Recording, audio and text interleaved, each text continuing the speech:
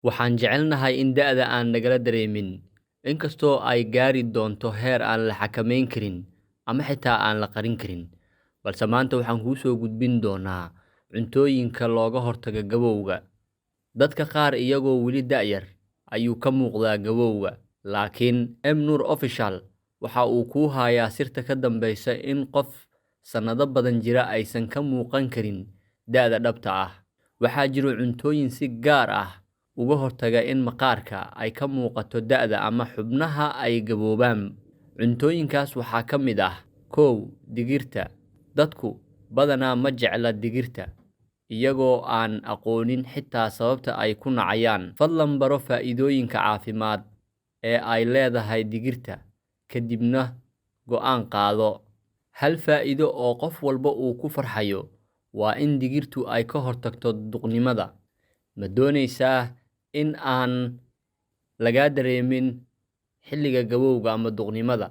Badso cunista digirta. Hase yeeshee, dadka qaar ayaa xasaasiyad ku qaba, kuwaasna waxaa habboon inay gebi ahaanba ka fogaadaan maadaama ay caafimaad darro u keeni karto.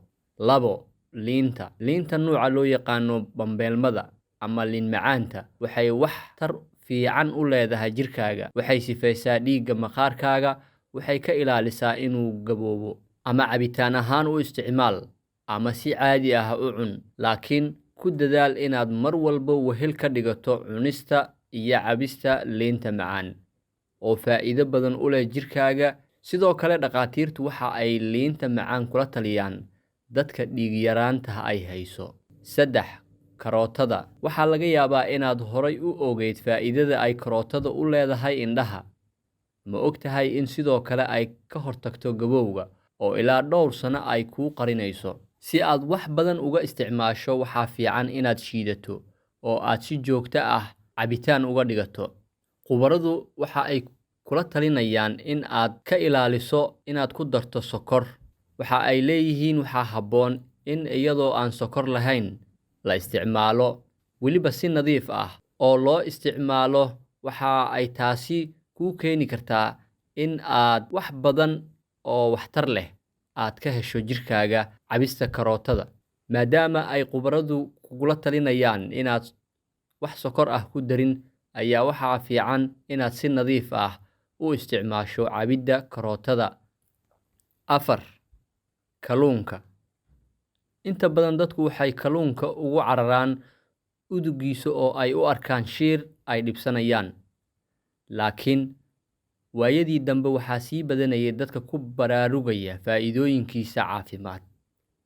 Qofka kalluunka la saaxiibka ah weligiis ma duqoobo, ama durbo kama muuqato da'da. Waxa keliya ee aanu jecelnahay dhammaanteen waa inaan ka fogaannaa wax kasta oo noo keeni kara gabownimo ama duqnimo. Xitaa haddii aad da'da gaarto duqnimada, ma jeclid in uu kaa muuqdo in aad duqowday ama aad gabowday. Si marka taa aysan u dhicin, ayaa waxaa kuu wanaagsan inaad mar walba badsato cunista kalluunka. Kalluunku waxa uu faa'iido badan u leeyahay jirkaaga. Haddaba maxaa adigana kuu diidaya inaad ka faa'iidaysato?